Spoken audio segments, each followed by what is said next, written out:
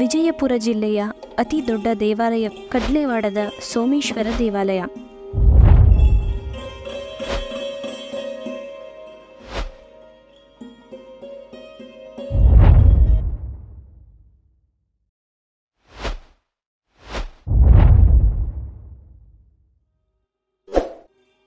ಆತ್ಮೀಯ ವೀಕ್ಷಕರಿಗೆ ಪುರಾಣಿಕ್ ವ್ಲಾಗ್ಗೆ ಸ್ವಾಗತ.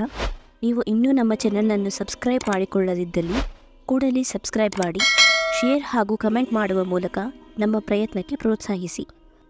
ವಿಜಯಪುರದಿಂದ ಸರಿಸುಮಾರು 100 ಕಿಲೋಮೀಟರ್ ದೂರದ ಸಿಂದಗಿ ತಾಲೂಕಿನ ದೇವಣಗಾಂವ್ ಸಮೀಪದ ಭೀಮಾ ನದಿಯ ದಂಡೆಯ ಮೇಲಿರುವ ಚಾರಿತ್ರಿಕ ಮಹತ್ವವುಳ್ಳ ಸುಕ್ಷೇತ್ರವೇ ಕಡ್ಲೇವಾಡ ಗ್ರಾಮ.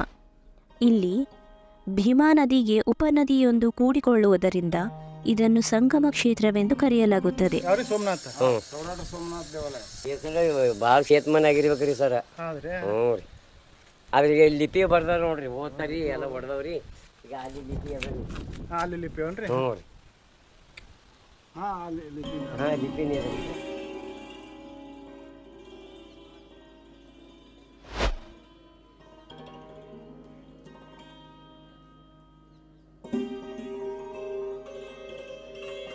ಒಂದು ಕಾಲದಲ್ಲಿ ಕಡ್ಲೇವಾಡದ ಸೋಮೇಶ್ವರ ದೇವಾಲಯ ಬಹಳ ಪ್ರಸಿದ್ಧವಾಗಿತ್ತು, ಘಟಿಕಾ ಸ್ಥಾನವಾಗಿತ್ತು. ರಾಜ್ಯ ದೇಶಗಳಿಂದಲೂ ಇಲ್ಲಿಗೆ ಭಕ್ತರು ಆಗಮಿಸುತ್ತಿದ್ದರು.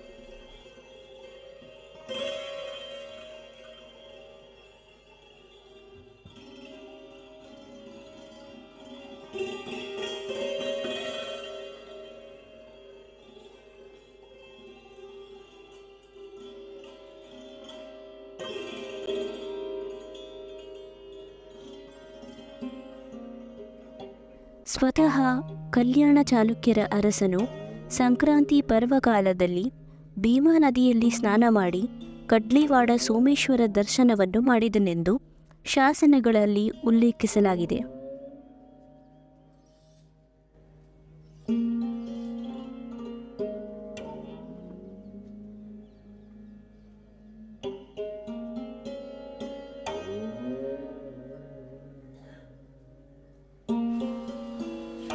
ಪೌರಾಣಿಕ್ ವ್ಲಾಗ್ಗೆ ಆತ್ಮೀಯವಾದ ಸ್ವಾಗತ. ಇವತ್ತು ನಾವು ಕಡೇವಾಡೆ ಅಂದರೆ ಕಡ್ಲೇವಾಡ, ಇದಕ್ಕೆ ತರ್ದವಾಡಿ ನಾಡು ಒಂದು ಹಿಂದೆ ಒಂದು ಪ್ರಾಂತ ಇತ್ತು. ಆ ಪ್ರಾಂತದ ಅಂದರೆ ಕಡೆಯ ಬಾಗಿಲು ಅಂತೇಳಿ ಕಡ್ಲೇವಾಡ ಅಂಥೇಳಿ ಹೆಸರು ಬಂತಂಥೇಳಿ ಒಂದು ಪ್ರತೀತಿ.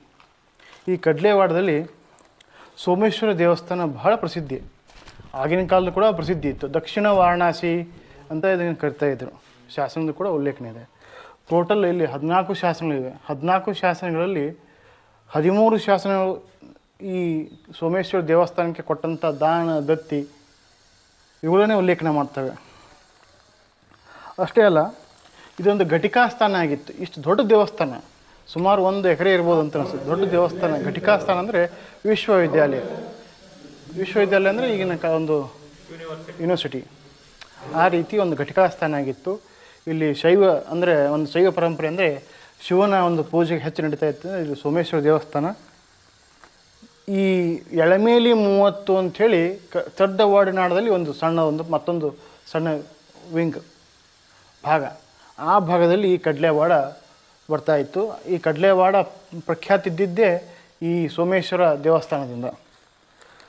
ಒಟ್ಟು 14 ಶಾಸನಗಳಿವೆ. ಒಂದು ಶಾಸನದಲ್ಲಿ ರಾಜ 1127 ಶಾಸನದಲ್ಲಿ ರಾಜ ಬೋನೋಕ್ಯ ಮಲ್ಲ, ಚಾಲುಕ್ಯ ರಾಜ, ಸ್ವತಃ ಸಂಕ್ರಾಂತಿ ದಿವಸ ಇಲ್ಲಿ ಬಂದು ಪೂಜೆ ಮಾಡ್ಕೊಂಡು ಹೋದ ಅಂಥೇಳಿ ಶಾಸನ ಹೇಳ್ತೇವೆ. ಅದಲ್ಲದೆ ಈ ಬೊಮ್ಮೆ ಅರಸ ಅಂತ ತಿಳ್ಕೊಂಡು ಇಲ್ಲಿ ಎಳಮೇಲಿ ರಾಜ, ಅವ ಕೂಡ ಇಲ್ಲಿ ಬರ್ತಾ ಇದ್ದ ಅಂತ ಒಂದು ಐತಿಹ್ಯ ಇದೆ. 14 ಶಾಸನಗಳಿವೆ. 14 ಶಾಸನಗಳಲ್ಲಿ ಈ ಸೋಮೇಶ್ವರ ದೇವಸ್ಥಾನದ ಒಂದು ಇತಿಹಾಸ ನಾವು ಅರಿಬೋದು. ಇದು ಮುಖಮಂಟಪ, 2 ಸಭಾಮಂಟಪ ಮತ್ತು 5 ಗರ್ಭಗೃಹಗಳನ್ನು ಕಾಣ್ತೇವೆ.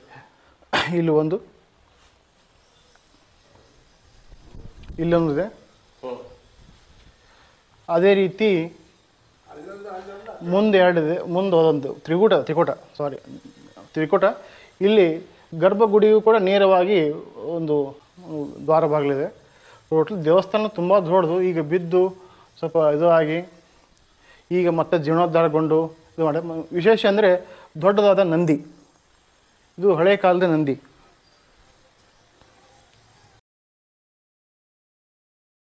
ಪ್ರಭಾ ಮಂಟಪ ನವರಂಗದ ಒಂದು ಸಭೆ. ಇಲ್ಲಿ ನೋಡ್ರಿ ದ್ವಾರದಲ್ಲಿ ಎಷ್ಟು ಚಂದ ಇದೆ, ಭುವನೇಶ್ವರಿ ಭಾಗ.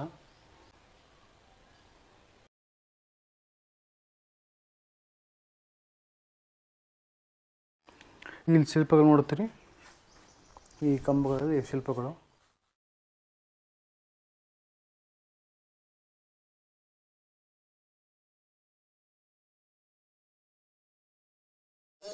ಇದು ಚುಕ್ಕೋಳಿಗೆ ಉರುವಕ್ಕಿ ಬಾಯಿಗೆ ಇದು ಬಂದ್ರೆ ಅವು ಪುಟಾಣಿ ತಿಂದು ಅಣಗಿಸಿದ್ರೆ ಅವು ಮರುದಿನ ಕಮ್ಮಿ ಆಗಿಬಿಡ್ತಿದ್ರು.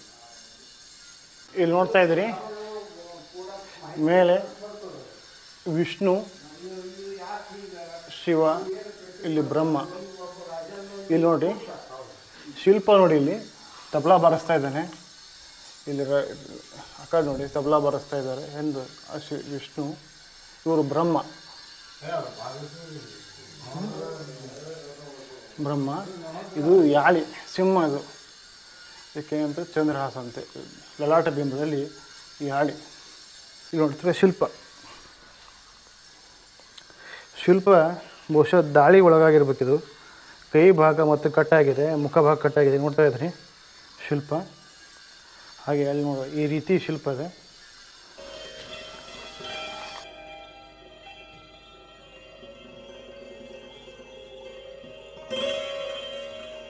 ನೋಡ್ತಾ ಇದ್ದೀರಿ ಮೇಲೆ ಭಾಗದಲ್ಲಿ ಲಲಾಟ ಬಿಂಬದಲ್ಲಿ ಗಜಲಕ್ಷ್ಮಿ.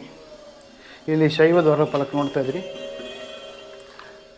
ತ್ರಿಶೂಲ ಮತ್ತು ಡಮರು ಇದೇ ಸೇಮ್ ಅಲ್ಲಿದೆ.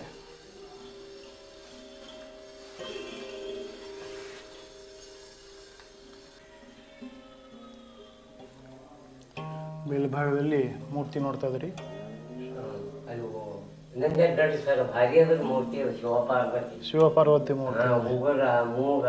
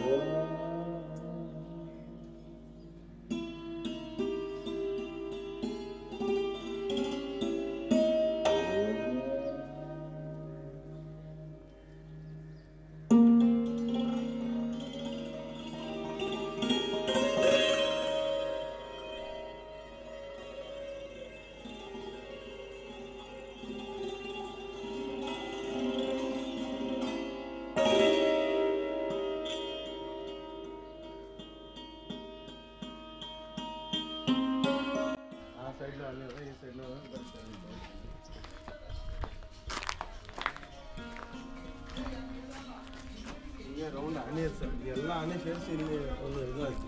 ಏನೈತಂದ್ರೆ ಹಂಗೂ ಬರ್ಬೋದು ಹಿಂಗೂ ಬರ್ಬೋದು ಸರ್. ಎಲ್ಲ ಸರಿ ಅಲ್ಲಿ ನೋಡ್ರಿ, ಅದು ಆನೆ ಸಿಕ್ಕೈತಿ ನಡಿ ಅಂತ ಅದು ಆನೆ ಹೋಗ್ತಾ ಇದೆ. ಈ ಆನೆ ಇನ್ನೂ ಸಿಕ್ಕಿಲ್ಲ ಬರ್ತಾ ಇದೆ ಅಂತ ಈ ಆನೆ ಬರ್ತದೆ. ಹಿಂಗೆ ಐತೆ ಸರ್. ಅದು ಇನ್ನೊಂದು ರೌಂಡ್ ಐತೆ ಸರ್. ಆ ಸೈಡ್ ಭೀ ನೋಡ್ಬೋದು. ನಾ ಹಂಗೆ ಬರ್ತೀನಿ. ನೋಡ್ಕೊಂಬ. ವಿಜಯಪುರ ಜಿಲ್ಲೆಯ ಅತಿ ದೊಡ್ಡ ದೇವಸ್ಥಾನ ಎಂದು ಕರೆಸಿಕೊಳ್ಳುವ ಕಡ್ಲೇವಾಡದ ಸೋಮೇಶ್ವರ ದೇವಾಲಯ 2 ಎಕರೆ ಪ್ರದೇಶದಲ್ಲಿ ನಿರ್ಮಾಣವಾದ ದೇವಾಲಯ ಸಂಕೀರ್ಣ. ಕಪ್ಪು ಬ್ಯಾಸ್ಟಲ್ ಕಲ್ಲುಗಳಿಂದ ಭವ್ಯ ಸೋಮೇಶ್ವರ ದೇವಾಲಯವು ಕ್ರಿಸ್ತ ಶಕ 11ನೇ ಶತಮಾನದಲ್ಲಿ ನಿರ್ಮಾಣವಾಗಿರುವ ಕುರಿತು ದಾಖಲೆಗಳಿಂದ ತಿಳಿದುಬರುತ್ತದೆ. ಪಾಳು ಬಿದ್ದಿರುವ ವಿಶಾಲವಾದ ಪ್ರಾಕಾರ, ಪ್ರವೇಶ ದ್ವಾರ, ಅಲ್ಲಲ್ಲಿ ತುಂಡಾಗಿ ಬಿದ್ದಿರುವ ಶಾಸನಗಳು, ಮೂರ್ತಿ ಶಿಲ್ಪಗಳು, ಪಾಳು ಬಿದ್ದ ಪರಿವಾರ ದೇವತೆಗಳ ಗರ್ಭಗುಡಿಗಳು ಕಾಣಬಹುದು. ಸದ್ಯ ದೇವಾಲಯವನ್ನು ಸ್ವಲ್ಪ ಮಟ್ಟಿಗೆ ಜೀರ್ಣೋದ್ಧಾರ ಮಾಡಲಾಗಿದೆ.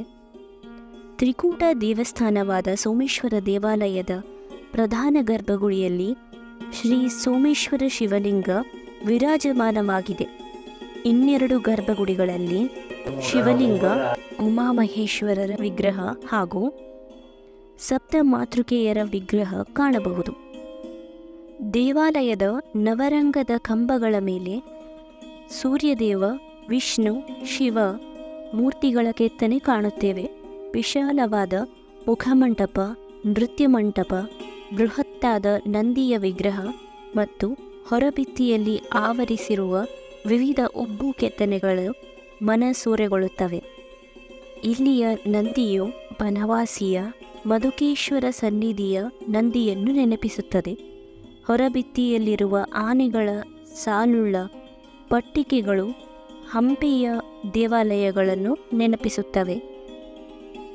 ದಕ್ಷಿಣ ಭಾರತದಲ್ಲಿ ನಿರ್ಮಾಣಗೊಂಡಿರುವ ದೇವಾಲಯಗಳಂತೆ ದೊಡ್ಡ ದೇವಾಲಯಗಳು, ಅದಕ್ಕಾಗಿ ದಕ್ಷಿಣ ಕೋಟೆ ಇರುವಂತಹ ದೇವಾಲಯಗಳು ಉತ್ತರ ಕರ್ನಾಟಕದ ಭಾಗದಲ್ಲಿ ನಿರ್ಮಾಣ ಆಗಿರುವುದು ಬಹಳ ಕಡಿಮೆ.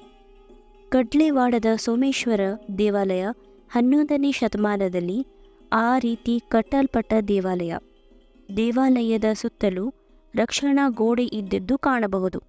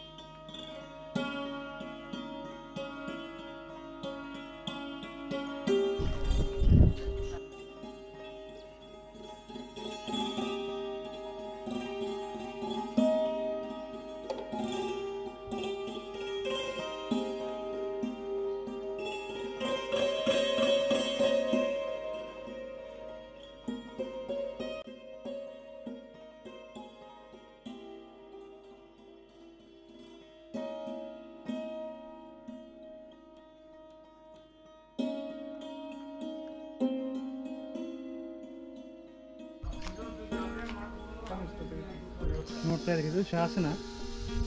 ಈ ಶಾಸನ ತುಂಡಾಗಿ ಬಿದ್ದಿದೆ, ಮುಂಭಾಗದಲ್ಲಿ ತುಂಡಾಗಿ ಬಿದ್ದಿದೆ. ಅಲ್ಲಿ ನೋಡ್ತೀರಾ, ಅಲ್ಲೊಂದು ಶಾಸನ ಇದೆ. ಗರ್ಭಗುಡಿ ಇತ್ತು, ಅದು ಕೂಡ ಬಿದ್ದಿದೆ. ನೋಡ್ತಾ ಇದ್ದೀರಿ.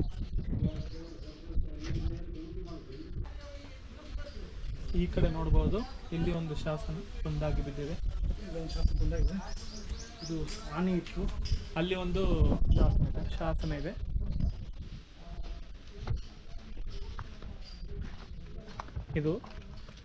ಇದು ಒಂದು ಶಾಸನ. ಹಲವಾರು ಗುಡಿಗಳು ಇಲ್ಲಿ.